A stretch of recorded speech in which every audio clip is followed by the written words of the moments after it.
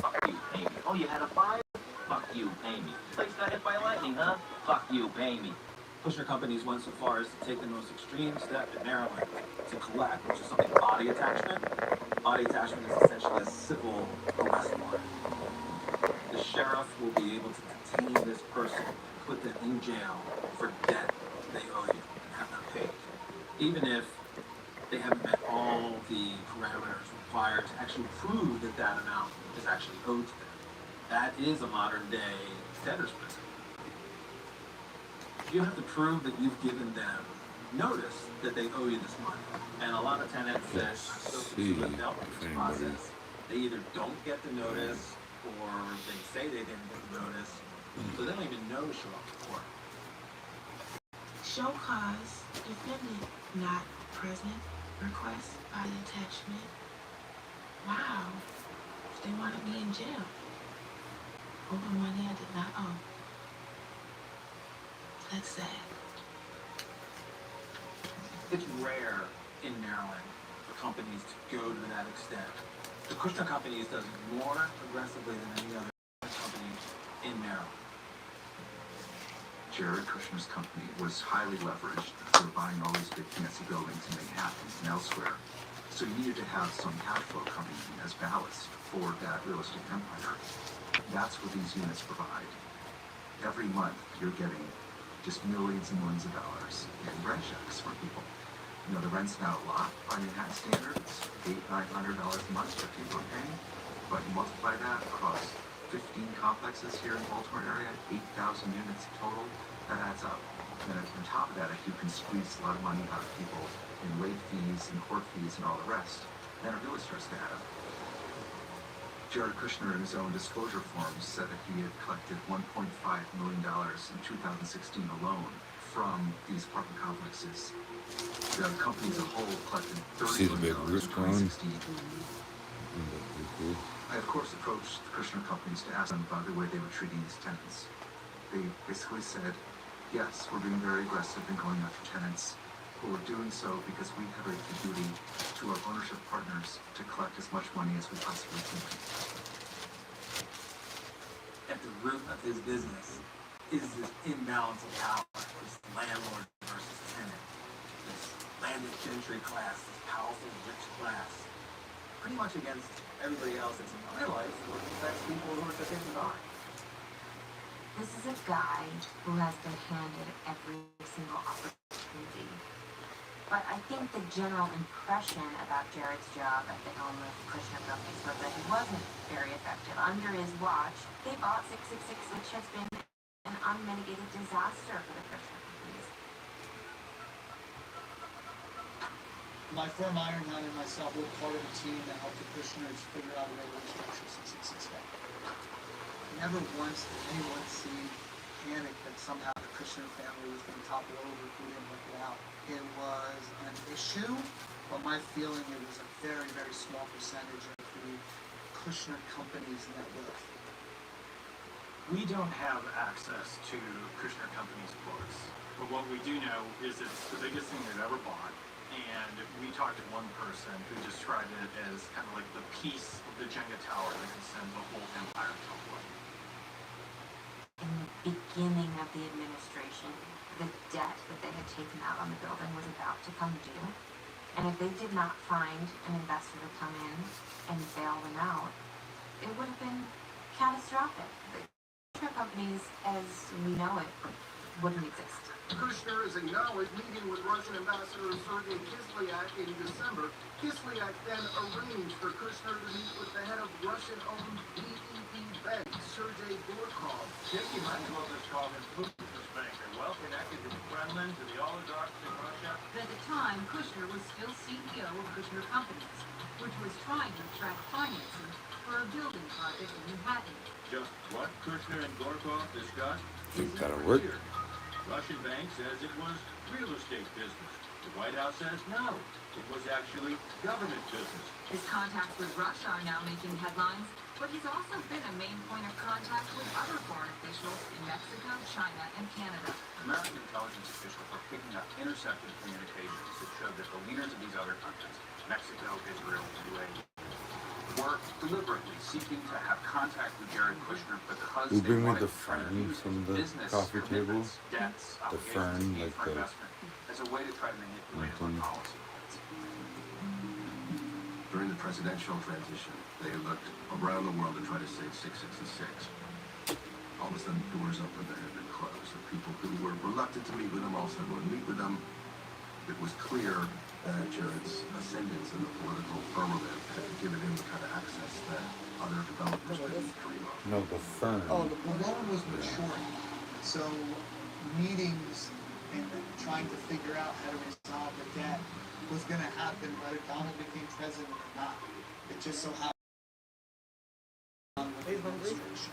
$billion investment deal for a Chinese firm is A little bit. concerns about potential conflict of interest with the president's top advisor Thank you. and son-in-law, Jared Kushner. To bail out 666, Jared met with Alibaba, which is the Chinese insurance company owned by people very close to the Chinese government.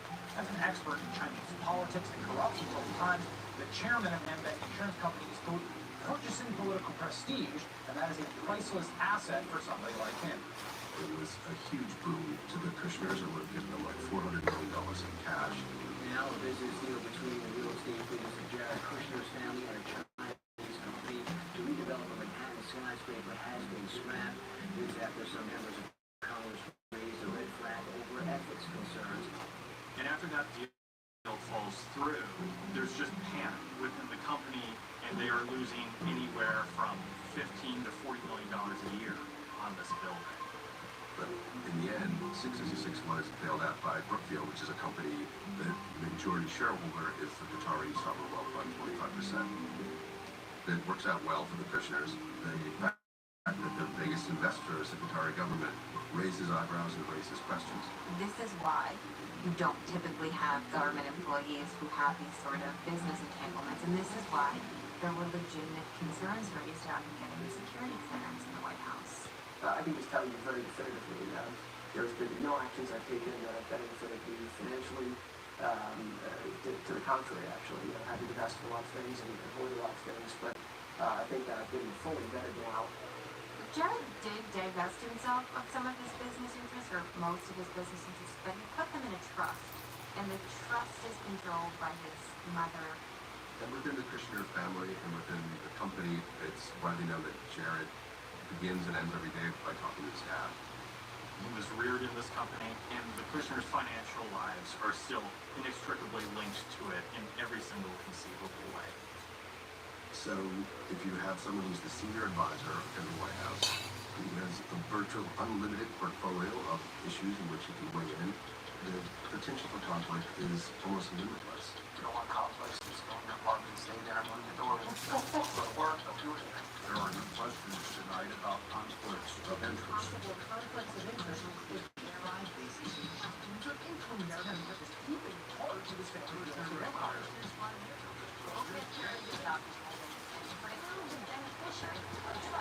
Opportunity zones. This program could actually benefit the central overseas to the company operates while Kushner works as an international relationship between foreign countries. Influencing their participation in the cover-up. Deutsche Bank employees reported suspicious activity involving President Trump and Saudi. Where we don't know what all these entanglements are. Numerous funding stories talking about potential areas where there could be conflicts, but I think that we want people who have been successful in different areas going into government, and so that's why you have often government ethics, you have compliance, and you just have to adhere to that compliance, and I think I've done a perfect job of doing that. In an interview last month, Kushner's father defended him against his claims of conflict of interest. He described ethics watchdogs as, quote, jerks who, quote, can't get real jobs. Because the Kushner Companies is a privately held company, disclosure is not something that comes natural. So I think when Jared went to government, the concept of doing that was slightly foreign to him. You can trace it all back to the problems Charlie had with tabloids around that time. With Jared, there's just a distrust and a guardedness there that is learned from past experience. I don't think Jared puts a ton of emphasis on how he's perceived. He thinks that doing good work will eventually dictate how he's viewed, and the people whose opinion he really cares about, they already know what he's about.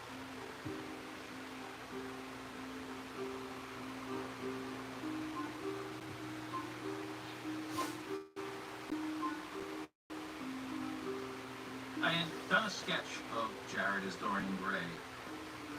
You know, he's a handsome guy, and I always thought he looked like the actor who played Dorian Gray in the 1940s film, Kurt Hadfield. As I grow old, this picture will remain always young. If it were over the other way, if it were I who was always to be young, and a picture that was to grow old. And the Dorian Gray analogy, like, you know, was something that I just clung on to. Every in act, every criminal deed was marked upon the painted canvas that was there the burden of his shape. But it needed a twist. So the painting of Jared's soul is Donald Trump.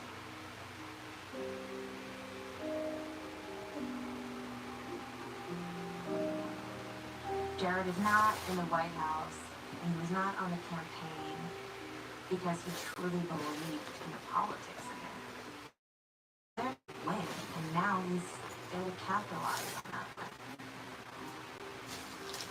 This assumption that Jared has supported his father-in-law out of self-interest is belied by the fact that he happens to share a great deal of the president's worldview. Jared and Trump share a view of the press.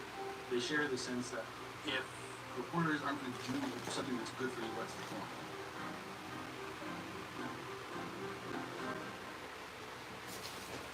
Alex's story brought so much positive attention to my story and others.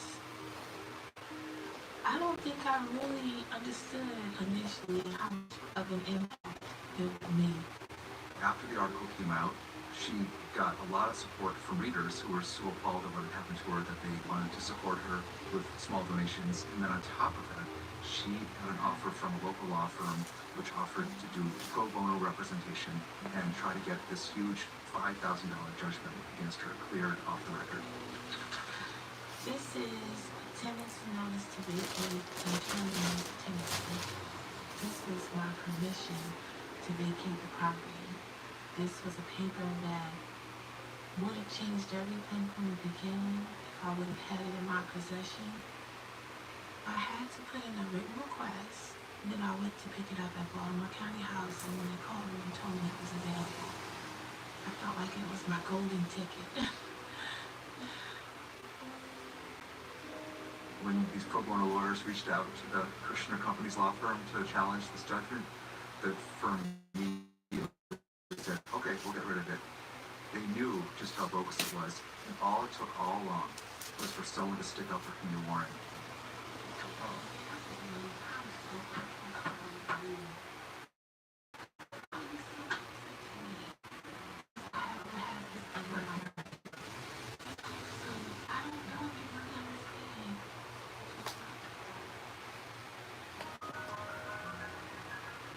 After the reporting that Republica did, reporting that Foster Son did, you saw tenants get activated. They filed a class action lawsuit against Kushner Companies and their practices. The Attorney General started an investigation into Kushner Companies. That's still ongoing. And, you know, he may be called the enemy of the people, but in my mind, if that means I'm the enemy of powerful people, that's fine. If those powerful people are abusing their power. I'm very nervous that Jared Kushner is someone that is making decisions for our country. I firsthand know how he conducts business. In his first interview in the White House, it was in March 2017, he described the American people as the government's customers. The American people are his boss. He works for the American people. That's the way he saw his job and the world and the way that government works was the most telling thing to me about his personality. He's only ever been the boss or son of a boss. Everyone's his customer. Rules laws don't apply to him because he is the boss.